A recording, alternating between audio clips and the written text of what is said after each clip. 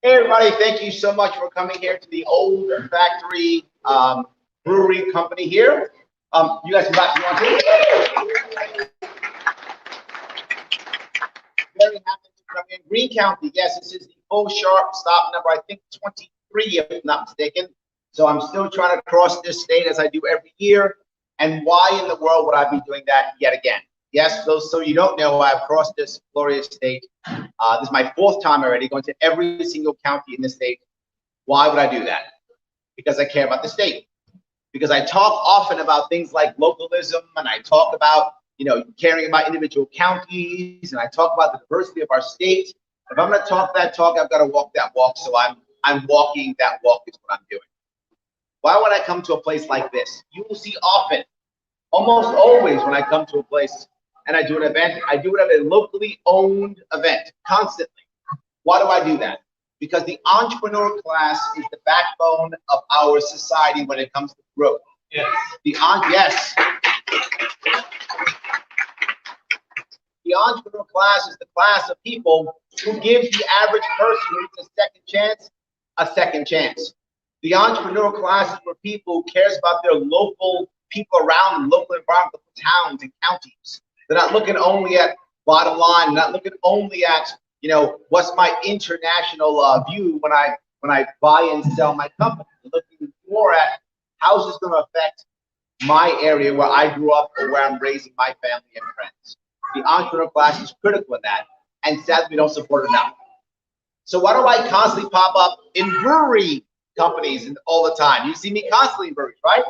Well, some of you know, I don't drink. It's true. Except for Mormons, I'm the squarest guy in the room, right? Mormons got me beat because they use caffeine. They don't use caffeine, I do. So I do use caffeine. But besides that, none of that stuff. So why would I come to a brewery? Because it's one example of something New York didn't do terrible. We do many things terrible, but one thing we didn't do terrible, and that was relax some regulations on beer so that we can have breweries in New York State. It actually worked. You saw them pop up, and also, by the way, coffee shops. You saw those two things pop up throughout New York State. Many of them came up, and also wineries. You saw more and more of those local ones pop up. You make, well, Larry, how can some local brewery pop up and do well? Here's what you find in New York State. Constantly, people go to a bar, and they can buy a cheaper beer if they want to, but they voluntarily spend an extra 50 cents, $1 or $2, or sometimes even $3 to get a locally brewed or specially brewed beer. They choose it on their own. There's no regulation that forces them to do so, no law, no mandate. Just people choose to do it on their own. And you see it again and again and again. Why do I bring that up? Because how are we going to rebuild this state? How are we going to grow this state? It's through the entrepreneur class. It's through entrepreneurism, getting people who are in trouble back in action. Getting people who have broken resumes these last 2 years back in action. Getting people who, when they graduated college, had no option, getting them back in action. Getting people who lost their businesses due to the government shutdowns, getting them back in action. It's going to be through entrepreneurism. It's going to be through reducing some regulations to make something work. So how do you do that? Some of you heard me. I've brought this up many times, and I believe it's an important way. Any small business in New York State, if you simply agree that you will not sell outside of New York State by signing a sheet of paper, that's all, you should be immune from all federal regulatory bodies, period. I'm not selling across the state line. Why does that matter? But that just doesn't matter for breweries. That should matter for any small business and even farmers. And even farmers. Why are farmers worried about the USDA when they're selling to their neighbor? Why are they concerned? Even farmers. Now, of course, as always, you have to be transparent because maybe somebody cares. Maybe there's someone out there who goes, no, I don't want to buy a product unless the federal government says it's okay. No worries. You got to make sure that you are transparent. Say, I'm not following federal guidelines.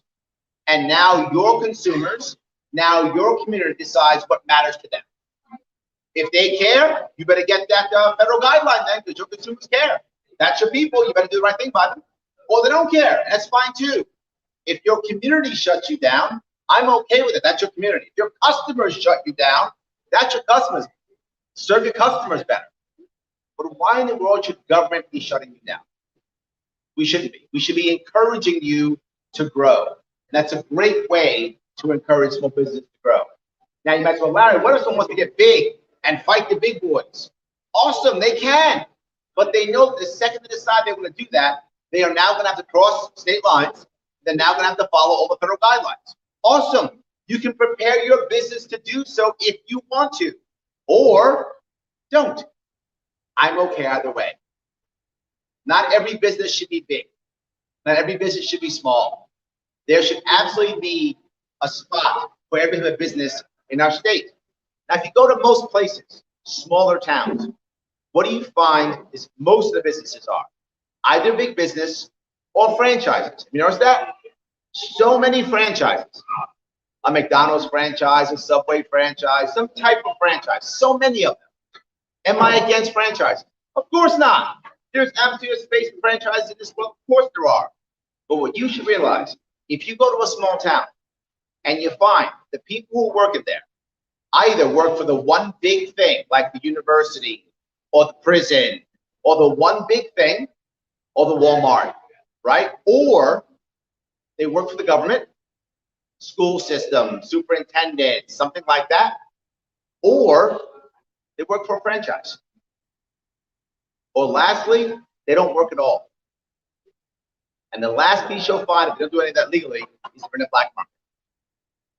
That's not the way things are supposed to work. Why is someone in a franchise? Because while franchise is in theory a small business, it's actually big business, right? Franchises have those big corporate, lawyers, those big corporate lobbyists to support themselves. So while franchises look like small business, they're actually big business. We're creating an environment, particularly in New York State, but actually across the country, where only two types of business can really survive: big business and black market. That's not a good way to do business. That's not a good environment. And you wonder why so many people feel like, why am I here? Every person in this room, I'm sure, every one of you, knows somebody who's left New York. It's true, right? Yeah. And anybody here does not know someone who's left New York? Thank you. All of you do. That's the way it is. And not just that, at least half of you, if not more, are considering leaving. Yep, all the heads nodding. That's terrible. And that's been true for 10 years. That's been true for 10 years. The past 10 years, 11 years, we've lost about 2 million New Yorkers. 2 million. Meanwhile, our budget keeps going up. As our budget goes up and the population goes down, hey, are we going to pay more taxes? Yeah, kind of have to. So how are we going to handle that? Well, Larry, you talked about all these small business things, and I do want to do all those small business things. Of course I do. It's important. But I want to make sure I'm changing the environment, not just for small business, but also for anybody who wants to stay here. I saw somebody just recently who says they're retired, they got some money, but they're going to leave. I hear that all the time. People gain their pensions in this state and then spend them in another state. I want you to spend your pension in this state. Yes, you earned it in this state. I'd like you to spend it in this state.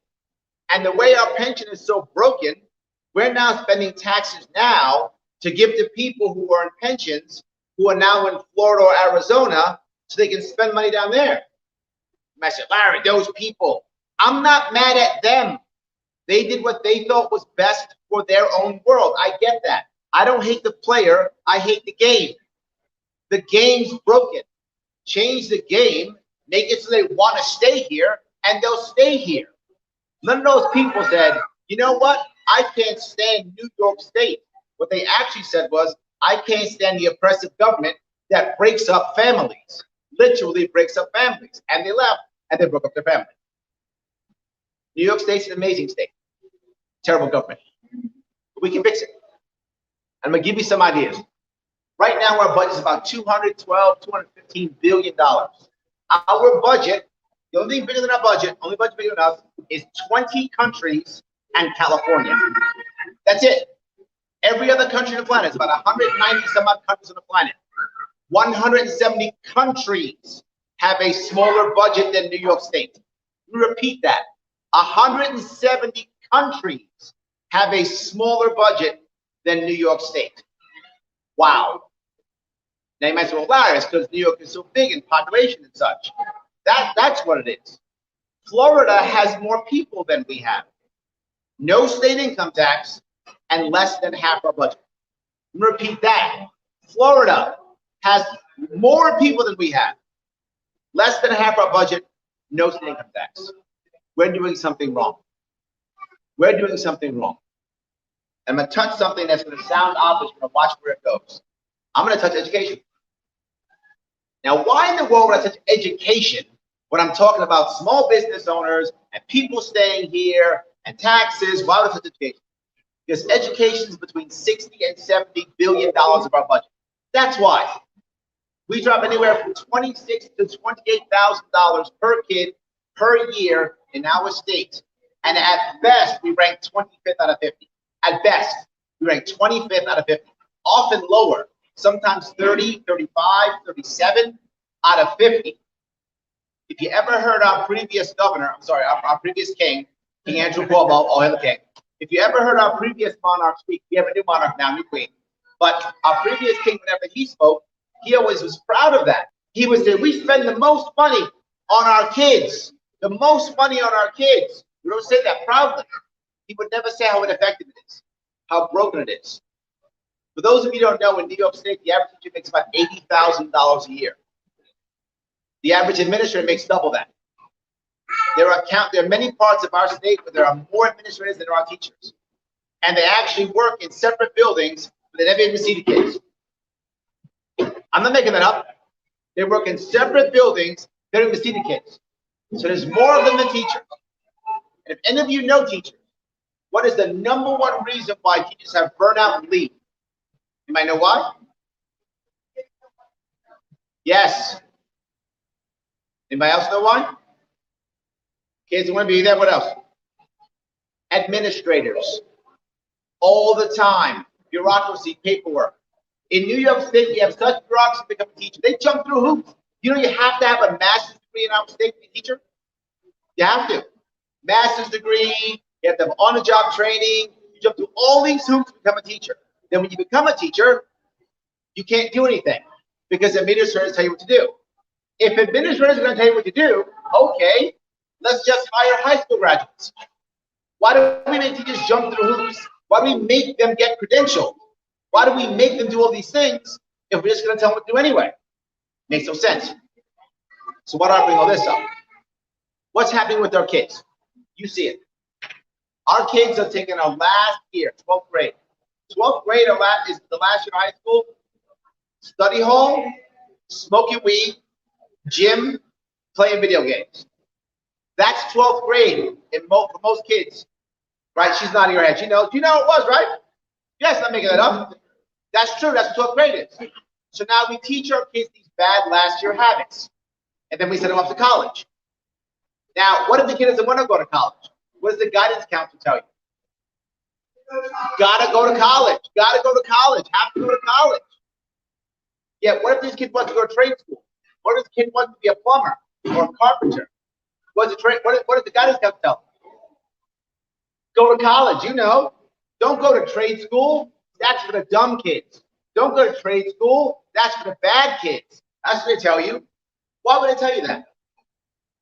Because they get their money from the state, from the government by two ways: standardized testing and college placement. The incentive is college placement. The incentive is standardized testing. So why wouldn't they push their kids in there? Where's the problem? They push their kids into a college. Awesome. Now look at it. Didn't want to go to college, goes up to college. He's not ready for it anyway. She's not ready for it. So what is the first year of college now? 13th grade. The first year of college, that's the other one, was nodding, yes? The first year of college is 13th grade. No one's learning anything. It's a reboot to get you back in action. So now the average kid to graduate college, now the average kid takes them 6 years. The average, if they even graduate. And males are hardly graduating at all if they even go. And even their graduation rate now is less than 50%. So they're going to college, going into debt, not getting anything. And when they get out of college, what do they have? A piece of paper and Debt, exactly right. Lots of debt. So what's the answer for that? More college. They go back to college, get more debt, more paper, and still can't get a job. And here's the reality, particularly in this state. We desperately need more people in the trades. Desperately. Desperately. The average tradesman in this state is about 50 years old. That is a terrible average. I love my 50-year-olds. I'm over 50. I love you all. But that should not be the average. The average should be like 35. So the average should be. The 50-year-olds should be teaching the people who are 35. But they're not. They're doing the work because they can't find people to work. So they're doing the work. I remember when I ran last time, I'd asked this question. I talked about this. I had a guy who told me this. He said, Larry, you don't understand something. He said, here's how I hire people. I tell them that the interview's at 8 o'clock. I open the door at 7:55. If they're there, they're hired. That's it. Guys will tell me, I'll hire anybody with a work ethic. If you got a work ethic, I'll train you the job. I need someone who has a work ethic. So you wonder why a kid wouldn't have a work ethic. Well, because he's just had to go to school until he's 24 years old. He's just had to show up until he's 24 years old. Taking a test is all that matters. He's never had a job. So now he's 24 years old, $100,000 in debt, and he's a barista at Starbucks. That's not a good deal. But the tradesman, the guy who's supposed to is the bad kid or dumb kid, that kid went to BOCES or something like that. That kid now is 24 years old, and they're making at least $70K a year and no debt. Somebody making 6 figures, but they're making at least $70K a year and no debt. This system's broken. Why is that happening? Federal funds, federal money. Everything is focused on the money coming in, and that is the actual incentive. But imagine this. I know I'm going on a long road, guys, but stay with me. Imagine this. If instead, no money came from the federal government. None. Zero. What if instead all the money for every school district came directly from Albany? How many kids you got in your district? Times 18,000. There's your check. Go on with your bad self. Good luck. Right now in the current system, if you don't spend that money every year, what happens? Anybody know? You lose it and you get less next year. So it's literally a system to ensure that you will waste money. Any of you guys veterans? Okay, so you know this. What happens in October? It's the end of the year, right? Fiscal year. So what do you do in October and end of fiscal year? What do you find yourself saying? Yes, you do. So that's when you find all the infantry guys or the ground side guys like me who are on the range firing off the machine gun rounds. Get rid of them all. You guys remember that? Fire all the rounds. Oh, you remember? Yes. Yes, doing night fire. At a huge place, exactly. You're doing night fire. There's nobody out there. You're just giving all rounds. Because you have to make sure you spend everything or you don't get it next year. I'll tell you something hard. I used to work in an armory. This is back in the 80s. We didn't have those cool flip goggles you have now. You'd actually put night vision goggles on back then. Right now, it's flipped out. We actually had the ones you had to put on your face back then, right? We'd be breaking night vision goggles. Physically, with a sledgehammer, take it outside, we break the night vision goggles in October. Why? You got a budget for repair. Got to get new stuff, new equipment. You don't break it, you lose it. We'd be physically breaking equipment. Your taxpayer dollars. Sledgehammer.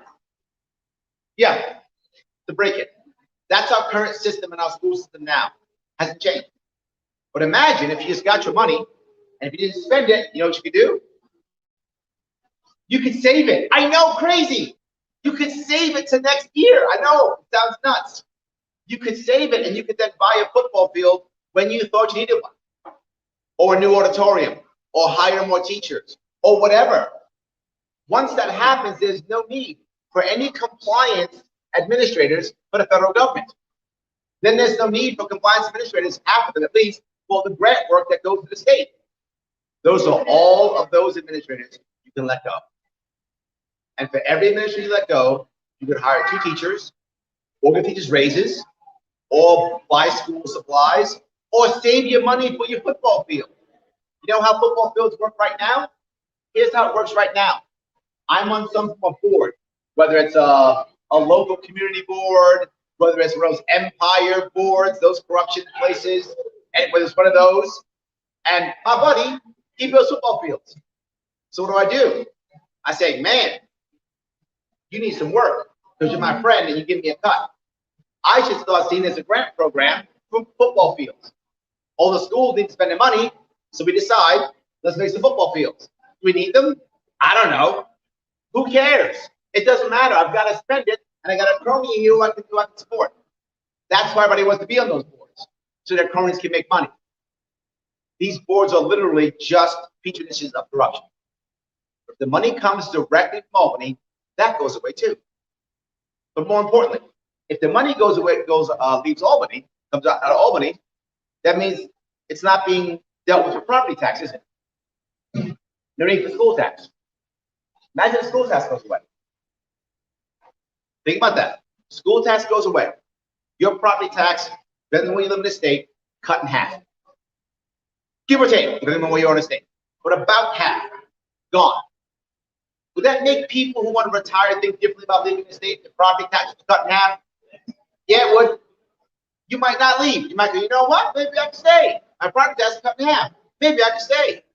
Not just that, the property tax is cut in half, it also affects commercial. So maybe when I want to start that business, I might start that business. But not just that.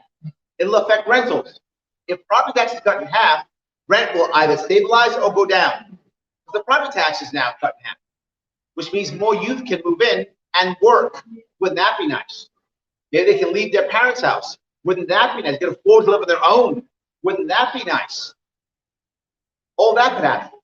Well, Larry, that sounds amazing. I'm not done. Not just that, that money now follows the kid, doesn't it? As the kid moves, the money moves. Well, Larry, what about homeschooling and private schooling? I'll cover that in a second. Because how am I going to pay for that? That money didn't just magically get made, did it? I don't have a Fed, so I can't just make my money magically. Or can I?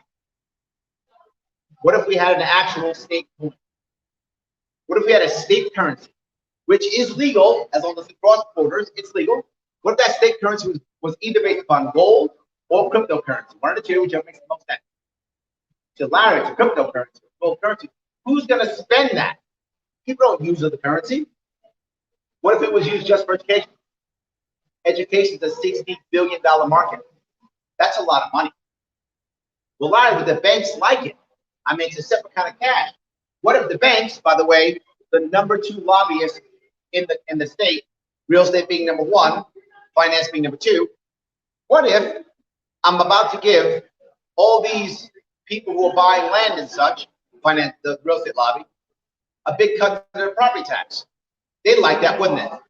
What if I went to the finance people and said, hey, bankers, do you want to transfer that money from the New York State education coin into dollars for a small transaction fee?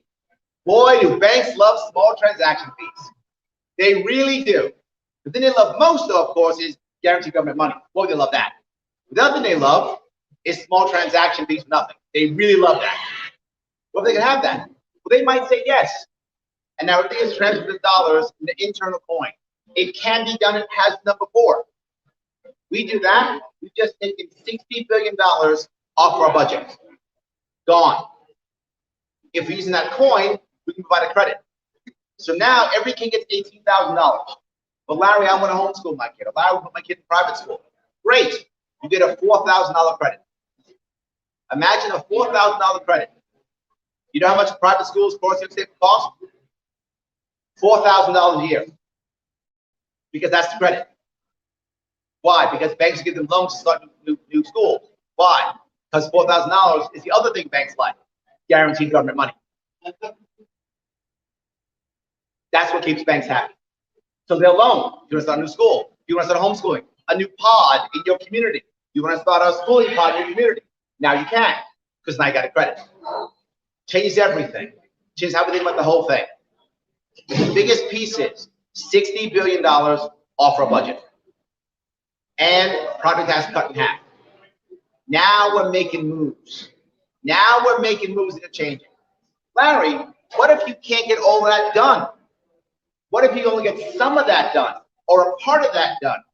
Great. What's the alternative? What's the alternative? What if I only get half of that done? Still amazing. Still amazing. If you ask a Republican and Democrat, what are they going to say? We're going to support our kids by caring about our kids. That's awesome. How? By caring about them and supporting them. What about teachers? We're going to support them because they're important. They're essential workers. Awesome. How are you going to support them? By caring and by supporting. You've told me nothing. What are you going to do? We're going to make sure they have everything they possibly can have. You're going to make sure that you personally, well, no, we're going to. How? Well, we'll make a commission which would be corrupt. We'll make the Board of Regents, which is useless. We'll do that.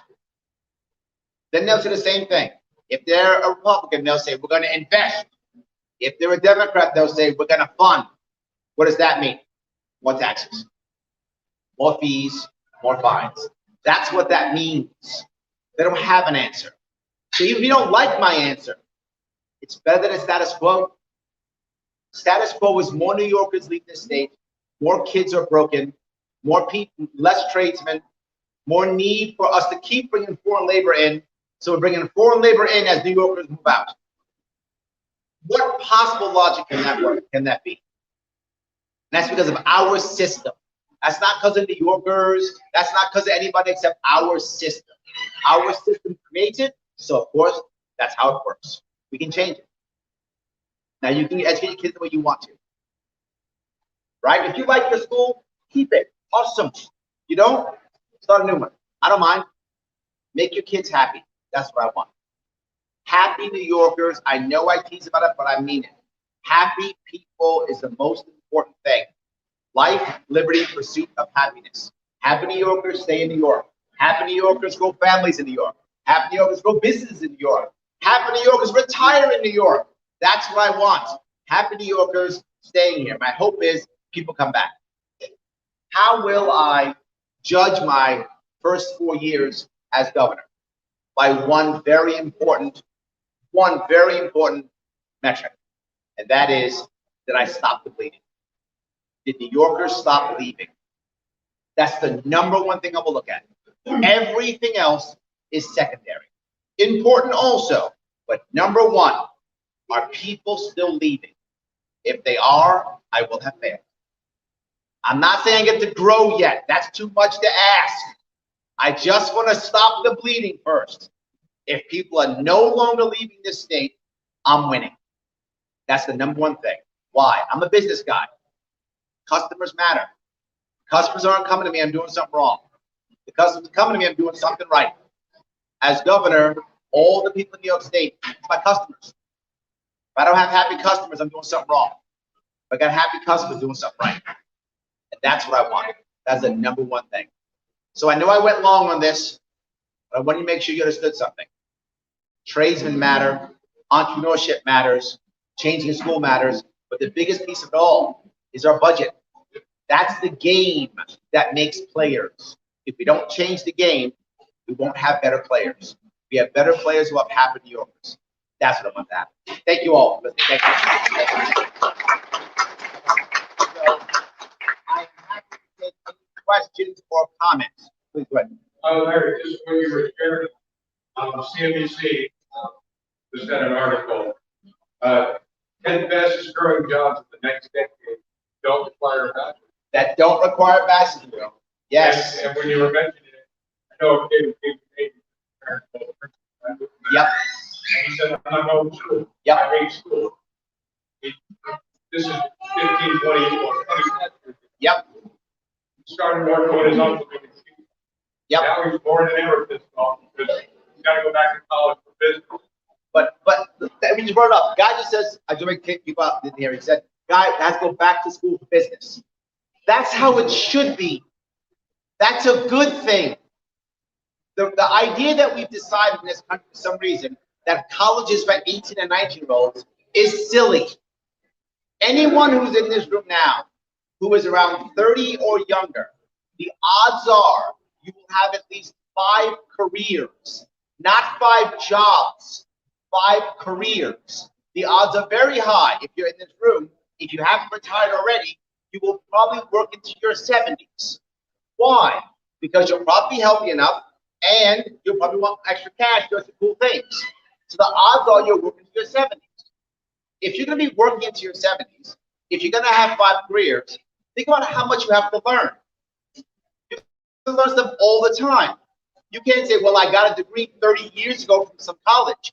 Everything you learned in your college 30 years ago is useless now. It's useless now. If you look at people who are hiring and firing, what do they care about? The last 10 years. They care about the last 10 years. So we should be changing and learning. If you're going to have 5 careers, you got to learn stuff all the time. Why isn't college a place where anyone can go back whenever they change their career? Whatever that is. You change your career at 20, 30, 40, 50, I don't care. I remember when I went to college in the 90s. When I went to college, my professor was in her 70s. And she was relatively new. Why? She actually raised all of her kids and said, I'm going to be a teacher now. And she became a doctorate, right, with a doctor as a profession, when she was like 60. Good for her. We should all follow that model. All of us should. College should be where people train to get a job or to find a career or to make a change, not just to get a checkbox. And that's where it is right now. Thank you for that. Yeah. One of the articles that came up, wow, I could watch the stock market and everything. We still are getting the most retirees of any state. Yep, we're still losing retirees. Retirees are millennials. Yep. So they have to work the 70s. All the kids are gone. Yes, and absolutely. When they're leaving. Well, you know what? Benefits don't get put on a board. That's correct. Yes. So any other questions or comments? Please go ahead.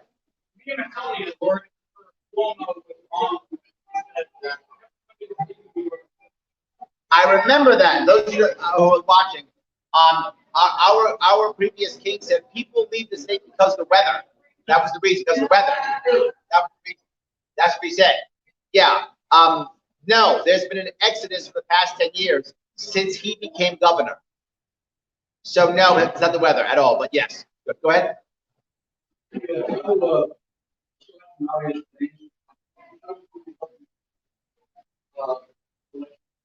Oh, great, thank you.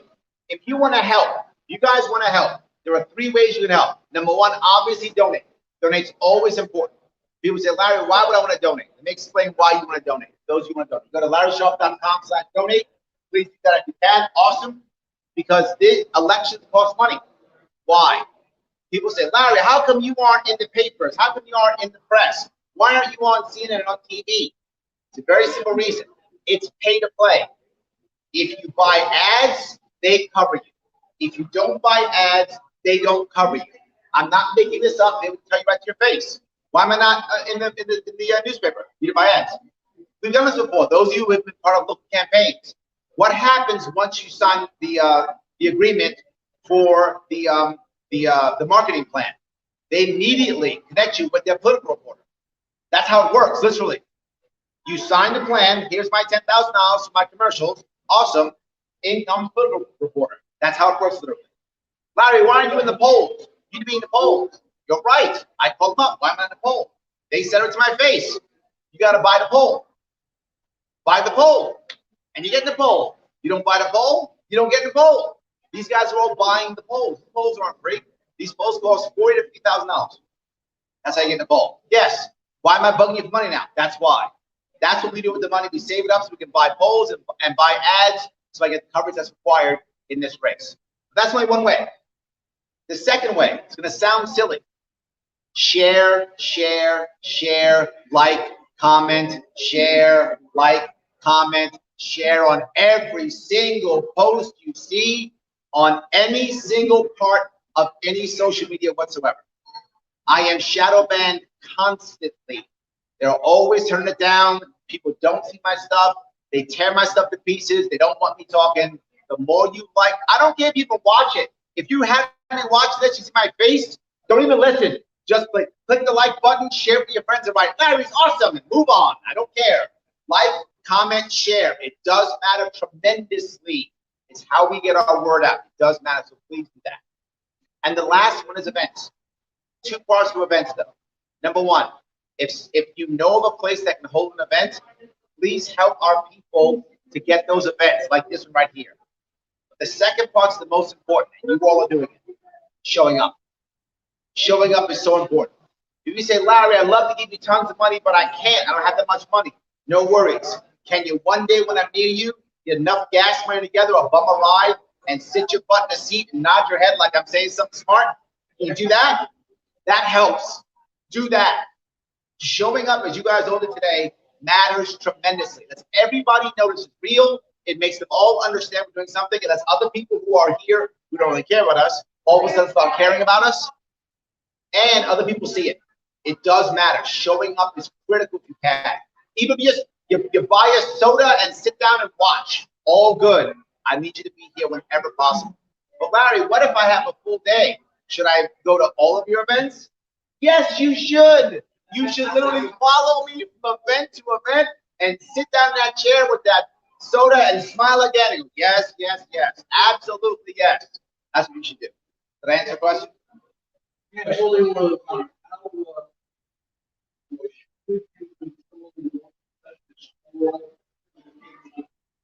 Absolutely, and here is the piece that's great if you want to do this. For those of you who are active on social media, I know not everybody is. If you're active on social media, if you see articles that make sense, if you see posts that are about New York or that make sense to you, please comment my name. Have you checked out Larry Sharpe? Absolutely, it's not a bad thing. Put their website down on my Facebook page or my Twitter account. I don't care. Yes, if it makes sense, please do that. It's very helpful because someone's going to see that, get mad. That's what I want. And when that person gets mad, they're going to comment and insult me all day long. And then their friends are going to come on. They're also going to insult me.